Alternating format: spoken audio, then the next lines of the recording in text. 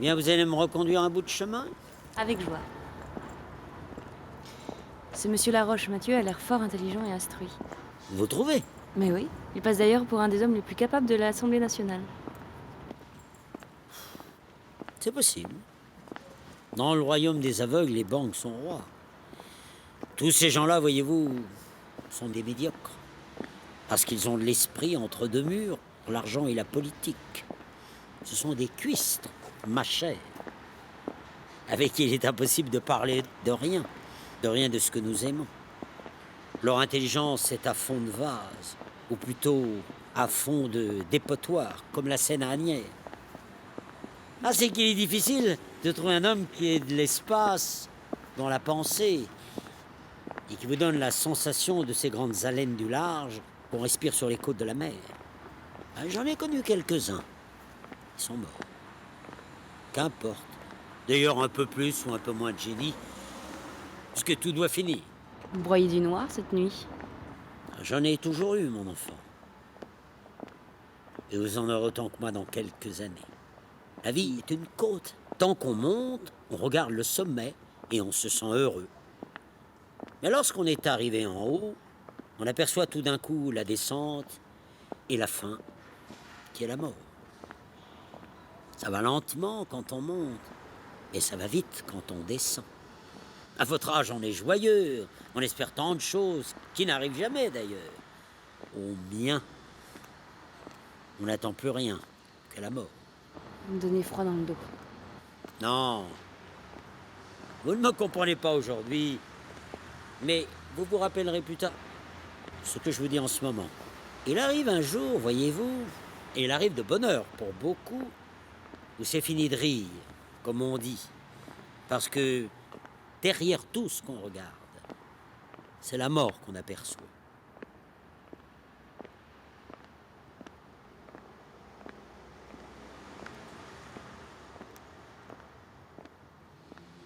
Ah, vous ne comprenez même pas ce mot-là, la mort. À votre âge, ça ne signifie rien. Au mien, il est terrible. On le comprend tout d'un coup, et on ne sait pas pourquoi, ni à propos de quoi, alors tout change d'aspect dans la vie. Moi, depuis 15 ans, je la sens qui me travaille, comme si je portais en moi une bête rongeuse. Je l'ai sentie peu à peu, mois par mois, heure par heure, me dégrader ainsi qu'une maison qui s'écroule. Elle m'a défiguré si complètement que je ne me reconnais pas. Je n'ai plus rien de moi l'homme radieux, frais et fort. Je l'ai vu teindre en blanc mes cheveux noirs, et avec quelle lenteur savante et méchante. Elle m'a pris ma peau ferme, mes muscles, mes dents, tout mon corps de jadis, ne me laissant qu'une âme désespérée qu'elle enlèvera bientôt aussi. Oui. Elle m'a émietté la gueule. Elle a accompli doucement et terriblement la longue destruction de mon être, seconde par seconde. Et maintenant, je me sens mourir en tout ce que je fais. Chaque pas m'approche d'elle, chaque mouvement, chaque souffle hâte son odieuse besogne. Respirer, dormir, boire, manger, travailler, rêver, tout ce que nous faisons, c'est mourir. Vivre, enfin, c'est mourir.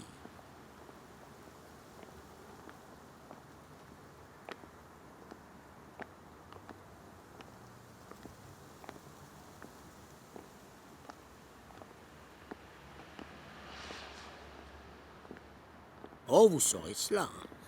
Si vous réfléchissez seulement un quart d'heure, vous la verriez. Qu'attendez-vous? De l'amour? Et puis après, de l'argent? Joli bonheur. Pour manger beaucoup, devenir obèse et crier sous les morsures de la goutte? Quoi encore? De la gloire? T-il quand on ne peut plus l'accueillir sous forme d'amour? Et puis après, toujours la mort pour finir. Moi maintenant, je la vois de si près que j'ai souvent envie d'étendre les bras pour la repousser. Elle couvre la terre et emplit l'espace. Je la découvre partout. Les petites bêtes écrasées sur la route, les feuilles qui tombent. Le poil blanc aperçu dans la barbe d'un ami me ravage le cœur et me crie « La voilà !»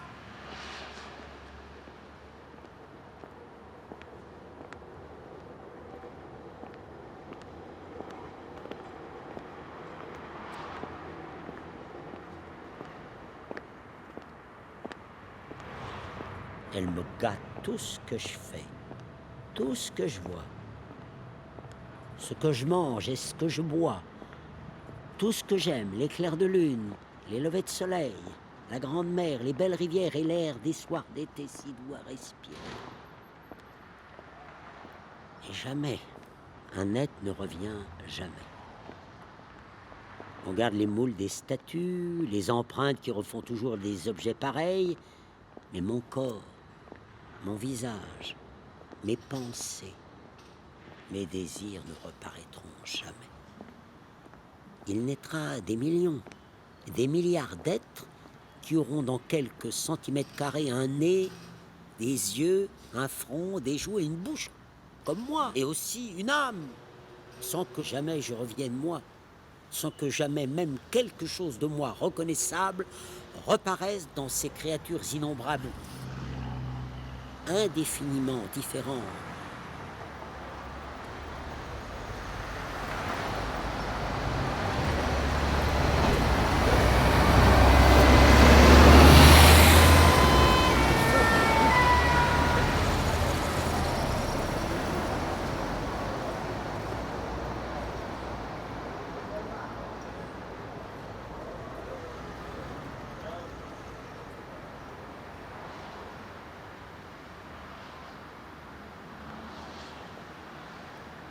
À quoi se rattacher?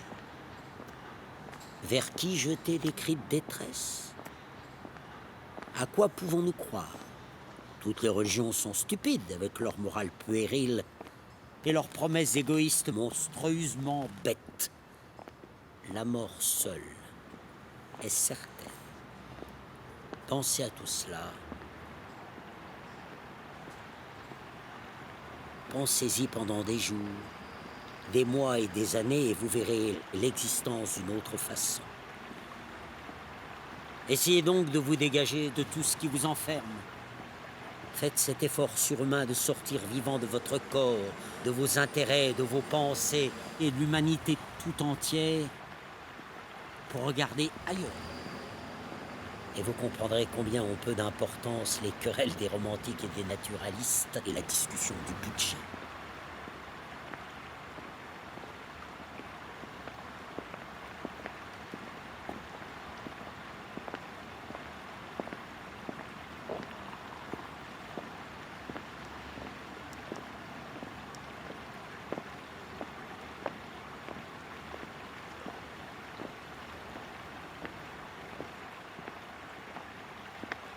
Mais aussi,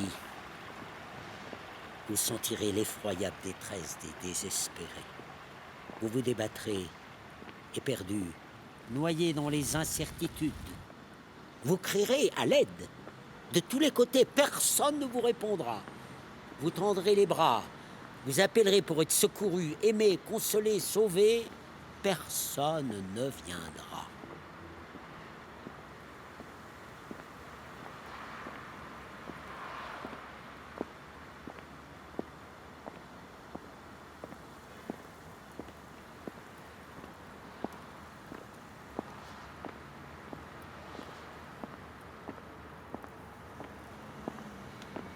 Pourquoi souffrons-nous ainsi? C'est que nous étions nés sans doute pour vivre davantage selon la matière et moins selon l'esprit. Mais à force de penser, une disproportion s'est faite entre l'état de notre intelligence agrandie et les conditions immuables de notre vie. Regardez les gens médiocres, à moins de grands désastres, ils se trompent. Ils se trouvent satisfaits, sans souffrir. Du malheur commun, les bêtes non plus ne le sentent pas. Moi, je suis un être perdu, Je n'ai ni père, ni mère, ni frère, ni sœur, ni femme, ni enfant, ni Dieu. Je n'ai que la rime.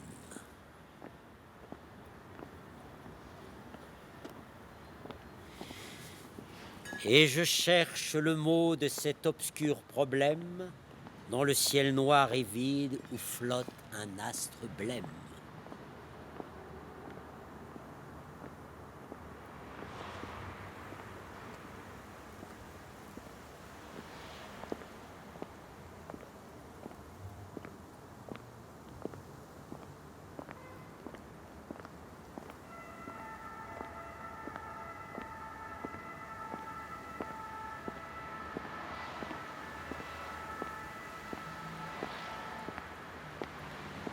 Mariez-vous, ma belle.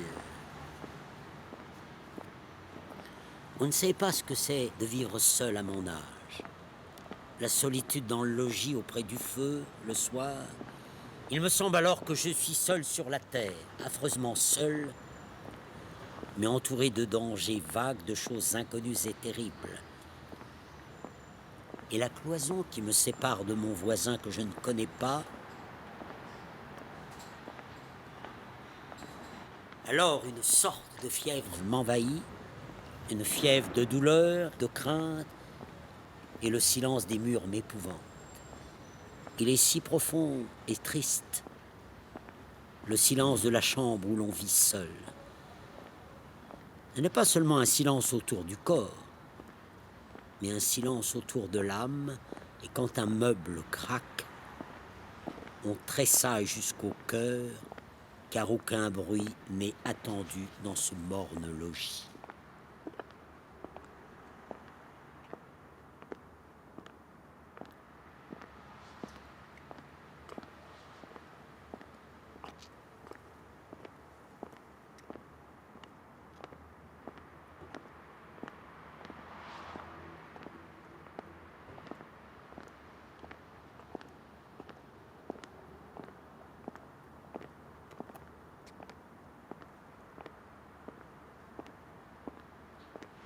Apeuré par ces mi-mobilités muettes, je me suis mis à parler, à prononcer des mots sans suite, sans raison pour faire du bruit. Ma voix alors me paraissait si étrange que j'en avais peur aussi. Est-il quelque chose de plus affreux que de parler seul dans une maison vide? La voix semble celle d'un autre, une voix inconnue parlant sans cause à personne dans l'air creux, sans oreille pour l'écouter. Quand on est vieux, ce serait bon tout de même d'avoir des enfants.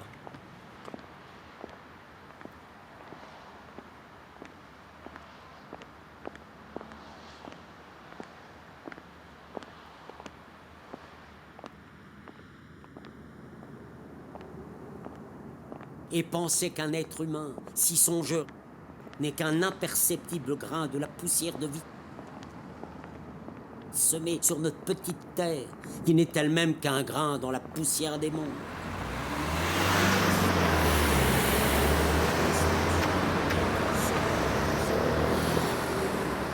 Ah! Oubliez ce rabâchage. Oubliez ce rabâchage. Oubliez ce rabâchage. Vivez selon votre âme.